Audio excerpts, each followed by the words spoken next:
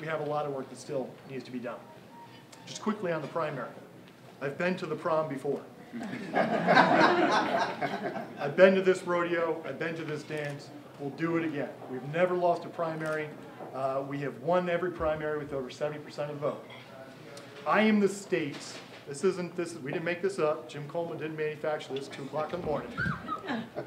I am the state's top-ranked conservative senator in the state of New York.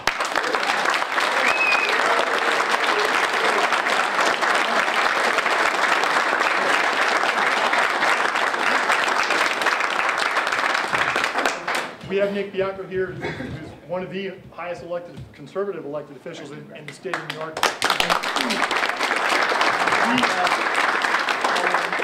The last time around on the conservative line, even as a fire-breathing dragon in the assembly who had a solid conservative record once again, the insider said, no way in hell we want Greg Ball in that Senate chamber. The Democrats, Republicans, vegetarians, and vegans all came in and said, let's not let Greg Ball get all of it. We won that they did not give me the conservative line. We won that conservative write-in with a 3-to-1 advantage in a historic upset that has never happened before. Now,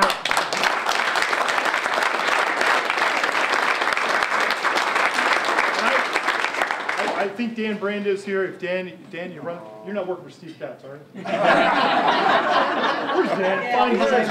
It's Dan. So Dan Branda, working with me, single-handedly worked to make sure that we won that conservative write-in. I know there are a lot of conservatives here, including Nick and others that help. On my staff, Dan Brand is to be applauded for that.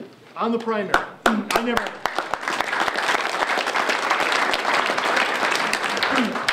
I never thought that I would have somebody actually attempt to run to my right.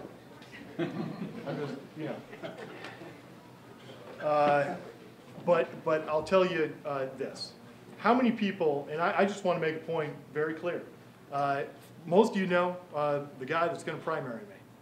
How many of you knew him before I introduced you to him? Nobody.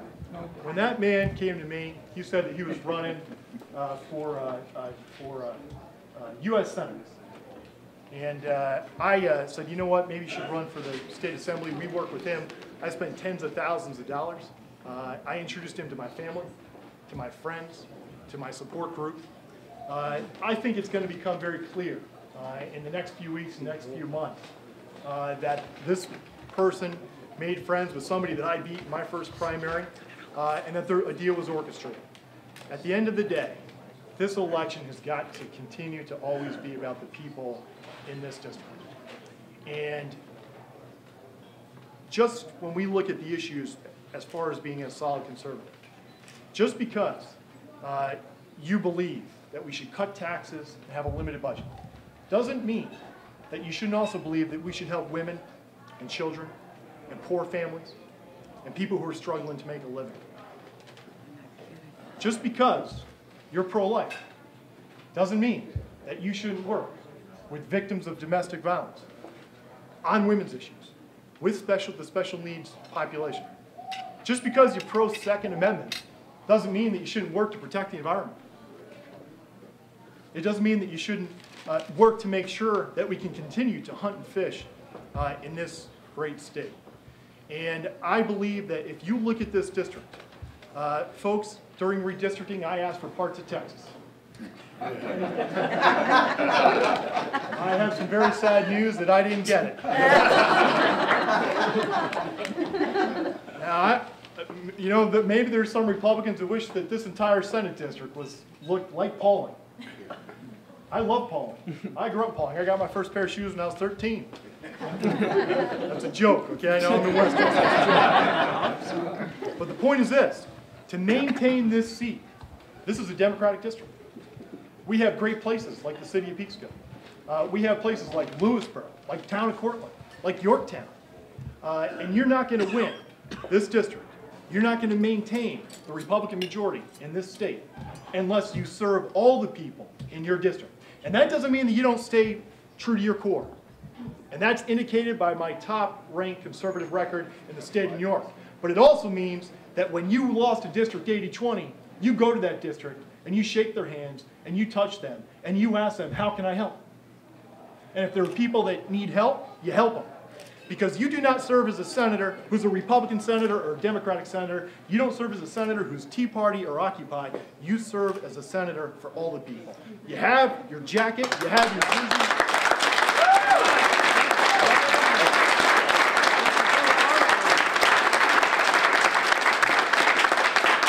And I'm going to tell you that because of the work that we have done in places like the city of Peekskill, if you look at our Democratic opponent, the first thing he did was make sure that he was endorsed by the Peekskill Democratic Committee. They know that they're actually going to have to fight in places like the city of Peekskill to beat Greg Ball. Because we went directly to their political core. And we said, as a government official, as a senator, we represent all the people, and we're going to give you a run for your money.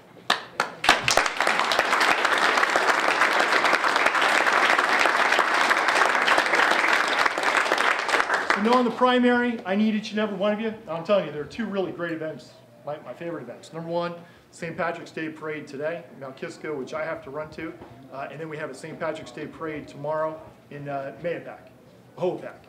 And I would love each and every one of you, if you can come. Right, Mike? I got that right? Hohopac?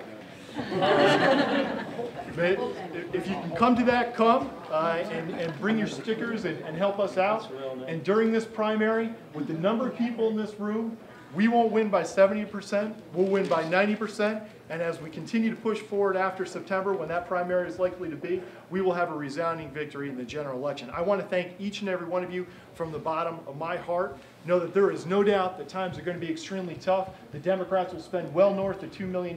This primary is likely not to be very nice. Know that I am combat tested, okay? Not in the military. Not in the military. The worst combat I saw was a cocktail party in Washington, D.C. But I've earned my stripes in this business, I'll tell you that. And if there's ever anything I can do, reach out to me. If you think that we should be on top of an issue, if you think we can do a better job, if there's any way that I can help moving forward, and just know from the bottom of my heart, I know I speak for all my staff, we're honored to serve in this position. Let's go kick some butt.